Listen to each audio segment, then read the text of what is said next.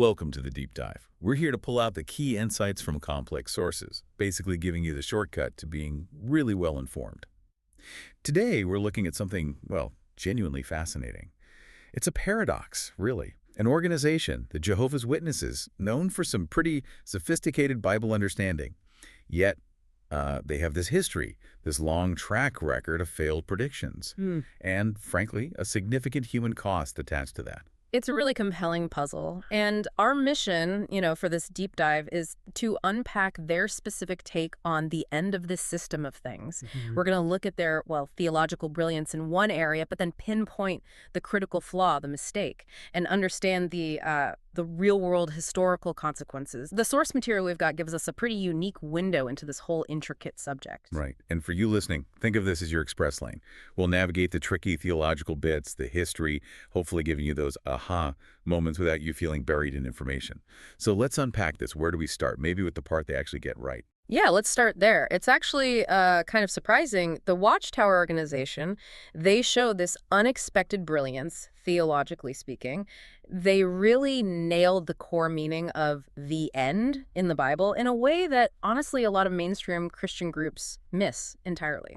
Okay, interesting. So what is that core insight? What do they figure out about the end? Well, it's their precise grasp of the language used. When Jesus talked about the end of the world, or Paul mentioned the end of the age, the Jehovah's Witnesses understood something crucial. They saw these terms weren't about, the planet Earth physically blowing up or anything like that. Ah, okay. Not Armageddon destroying the globe itself. Exactly. They understood it refers to the termination of systems, eras, specific arrangements of human society. So end of the world means the end of a way of life, an institutional order, not necessarily the end of the physical planet. That's a big difference, isn't it? It's huge because for most people, that phrase immediately brings images of cosmic destruction.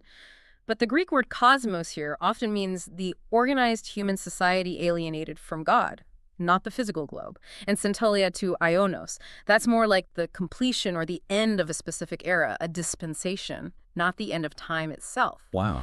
And what's really remarkable is that this understanding puts them in the same ballpark as some really heavyweight biblical scholars. Think N.T. Wright, G.B. Caird, even R.C. Sproul. They all reach similar conclusions about this language. So JWs correctly get that the Bible's talking about ending a whole system of things that God plans to replace. That's genuinely insightful theology, which makes you wonder, how could such a brilliant insight lead to such, tragically wrong predictions and outcomes? Yeah. Where's the disconnect? And that is where we hit the fatal flaw. Despite this theological sophistication, there's this profound, almost stubborn historical ignorance. You see, the system of things that biblical prophecy was actually pointing to, it wasn't about modern governments or the UN or anything like that. No. What was it then? It was the Levitical sacrificial system, the whole Old Covenant setup, the Second Temple establishment in Jerusalem, the entire apparatus of Jewish worship centered around that temple. Wait. So you're saying the prophecies they apply to our future were actually about something that already happened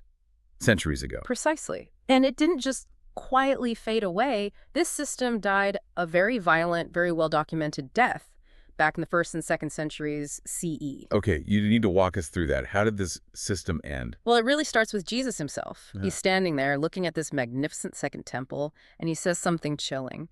Matthew 24 records it. He says, basically, see all this? Not one stone here will be left on another. Every single one will be thrown down. That's not cosmic. That's architecture, a specific historical forecast. And that prediction came true, didn't it, in a really brutal way? Absolutely. AD 70, the Roman legions, led by Titus, besieged Jerusalem.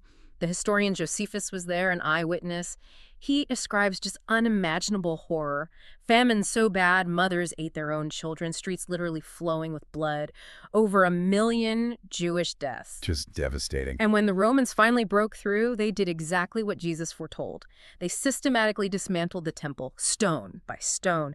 That whole intricate sacrificial system running for centuries, it just stopped. Dead forever. So that sounds pretty final, the end of that system right there in AD 70. You'd think so, but here's the kicker, the historical detail that really just demolishes the Watchtower's entire framework, in my view. That system of things, the temple system, it had one last desperate gasp, a resurrection attempt 62 years after AD 70. Really? What happened? In 132 CE, this charismatic figure, Simon Bar Kokhba, emerges. They nicknamed him Bar Kokhba, son of the star. He leads the final Jewish revolt against Rome. And this wasn't just political, it was fundamentally a religious restoration movement. They wanted to bring back the old order, the temple system. Wow. I didn't know about this. Is there evidence? Oh, absolutely. Archaeology confirms it. They've found coins minted during the revolt. And these coins say things like, year one of the redemption of Israel. And alongside that, the name Eleazar the priest. Eleazar the priest, who was he? He was likely Bar Kokhba's uncle, Eleazar of Modiin. And he became the last acting high priest of Israel. He presided over this short-lived, militant, messianic Hebrew state that tried to restore everything. So they actually started sacrifices again? Yeah. Tried to rebuild? Yes. For about 3 years, they reinstituted sacrifices. They began work on rebuilding the sanctuary. The Levitical system flickered back to life. Temple worship resumed briefly. The priesthood functioned again. Just incredible. But it didn't last. No. It ended definitively in 136 CE. The Romans crushed the revolt at the fortress of Beitar. Bar Kokhba was killed. And his uncle, Eleazar, the very last high priest, he died with him. The system was truly, finally over. The accounts in the Babylonian Talmud, I've heard they're intense about the devastation. They are. Hyperbolic, maybe, talking about billions killed, but it reflects the sheer trauma. The end was absolute this time. So connecting these dots, the system of things the Bible prophesied would end. It ended. It breathed its last final breath in 136 CE, more than 1,890 years ago. It died once in AD 70, and then its attempted resurrection was stamped out completely in 136 CE. Okay, that history is clear. But the Jehovah's Witnesses, even with their grasp of the language of the end, they seem to completely miss or ignore this. So if the actual end they talk about happened nearly 2 millennia ago, what have they been predicting all this time? Well, that's the tragedy. For almost 150 years now, they've been taking these ancient prophecies, fulfilled long ago, and projecting them onto completely different targets. Modern governments, political situations, the UN, things the Bible never envisioned in those texts. And this created a track record, right? A long one. A 140-year trail of broken promises, failed dates, and real human disappointment. It started with Charles Russell back in the 1870s. He predicted Christ's invisible return happened in 1874, then a rapture in 1878, then the end of a special heavenly calling in 1881. None of it panned out visibly. And his successor kept it going. Oh, yes. Joseph Rutherford. He doubled down, declaring 1925 was even more distinctly indicated by the scriptures than 1914, which also famously didn't happen. He even built a mansion, Beth Sarim, in San Diego, supposedly for returning biblical patriarchs like Abraham and David. They never showed up to claim it. That story about the mansion is wild. But the human cost. Right. You mentioned Rutherford's final prediction. Yeah, that's just heartbreaking. He was diagnosed with terminal cancer in late 41.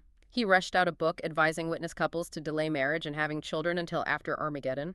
He declared there were only remaining months before Armageddon.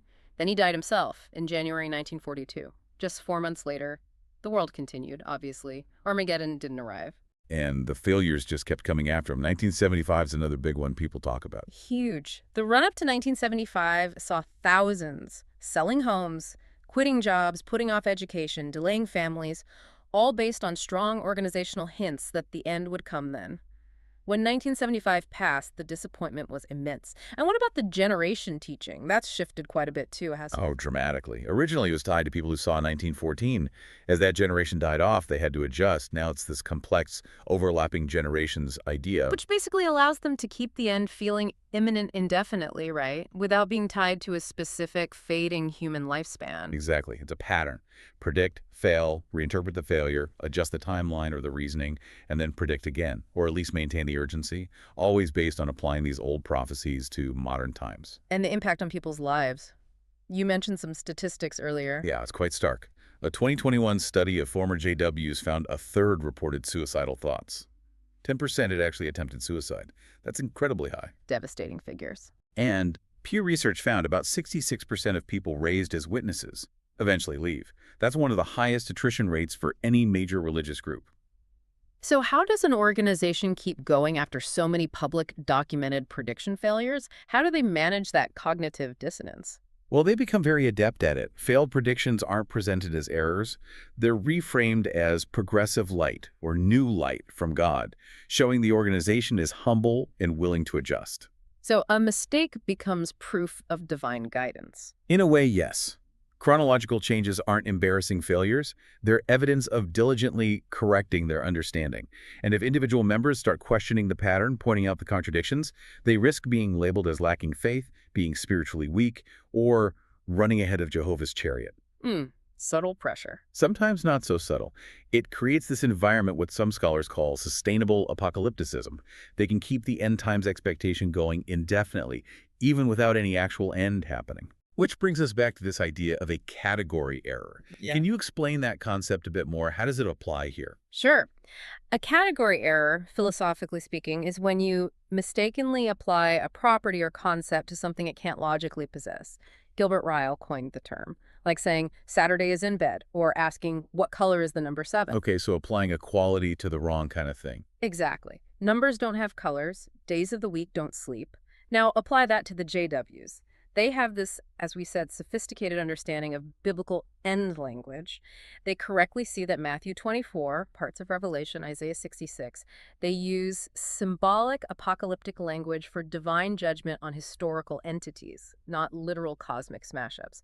They get the category of language right. They understand the type of message. Yes, but then they apply that correctly understood message to the completely wrong category of subject. Instead of applying it to the historical Levitical system and the Second Temple, which is what the context demands. They apply it to modern governments, the UN, Right. things like that. Precisely. Prophecies about the end of the Jewish sacrificial system get twisted into predictions about the downfall of, say, the United States or the United Nations. Warnings about the end of temple worship become warnings about the end of modern political structures. But the Bible itself, in places like Romans 13 or 1 Peter 2, actually talks about human government as God's servant and tells Christians to submit to authorities. It doesn't really picture their total destruction in the way the witnesses teach. So it's like having brilliant blueprints for a car engine. And then trying to use them to fix a laptop.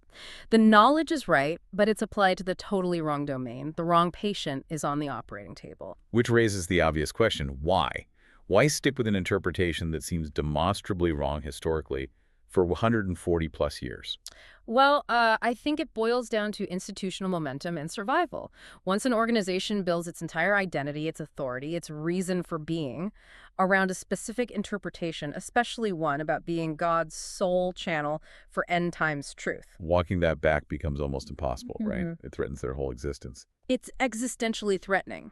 To admit the foundational premise about when the end applies has been wrong all along, that would undermine everything. So they have to maintain it. And they've developed these mechanisms we talked about, reframing failures as new light, adjusting timelines, pressuring questioners. Exactly. It's a system designed, consciously or unconsciously, to manage prophetic failure, maintain control, and keep the institution itself going, even when the core historical application is flawed. It's a kind of organizational self-preservation overriding historical accuracy. You could certainly see it that way. It's a fascinating, if tragic, example of how group dynamics and institutional needs can perpetuate an error. And this leads us to what feels like the cruelest irony of all. Their theological insight, the part they got right about the language, it actually makes the failure worse, doesn't it? It really does. It's more tragic because they were onto something important. If they just completely misunderstood the language from the start, like maybe some other groups, the error would be perhaps more straightforward. But they got the, systemic end right, Sure. profoundly wrong about the which system and the when already happened. Precisely. It's like that surgeon analogy again. Perfect anatomical knowledge, knows exactly how the body works, but operates on the wrong person, or the right person, but for a condition they don't have.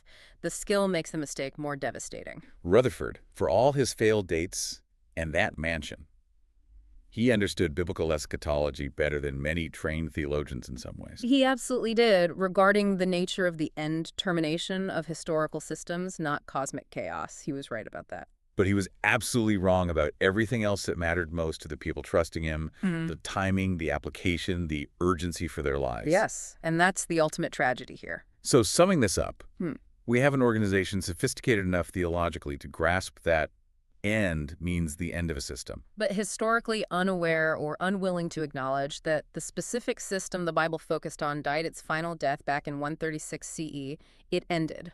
Twice. And the consequences, Yeah. well, heartbreaking. It is, because right now, literally as we're having this conversation, thousands, maybe millions, of very sincere Jehovah's Witnesses are out there, knocking on doors. They're warning their neighbors urgently, desperately, to prepare for an Armageddon tied to a system that was destroyed and buried nearly 2,000 years ago. They structure their whole lives around it, delaying marriage, kids, education, careers, living in constant low-grade fear or high-grade anticipation of an end that history clearly shows is long past. These are often good, honest, dedicated people making huge sacrifices based on this fundamental misapplication. But what happens when they leave? When someone finally sees the historical reality that the end they feared happened centuries ago, do they find relief, find a different, maybe more historically grounded faith? That's the cruelest part. Often, tragically, no. The disillusionment is so profound, they don't just reject the Watchtower's interpretation. Many conclude that God himself must be a lie, that the Bible is just a book of myths, that the whole idea of the gospel is some kind of cruel joke played on them. So the organization claiming to be the sole channel of Bible truth Ends up, for many, becoming Christianity's most effective destroyer of faith. It takes genuine biblical concepts, mixes them with this huge historical error, and the result is often total disillusionment. It almost vaccinates people against the actual gospel. Charles Spurgeon's quote comes to mind, doesn't it? The most dangerous religious errors are indeed those mixed with truth. It fits perfectly. The truth they grasp makes the error that much more potent and damaging. So when an institution prioritizes its own survival, its own framework, over the accurate historical application of its own theological insights, the result isn't just, wasted effort or misguided lives. No, it's deeper. It can lead to a profound rejection of truth itself, a deep cynicism about whether anything can be trusted. Which leaves us, and you the listener, with a pretty provocative thought, I think. If this group could get the theology so right in one sense, but apply it so disastrously wrong historically, what other deeply held beliefs might we hold, individually or collectively, that are based on a premise that's actually accurate, but applied to a completely wrong context or domain? Something to think about.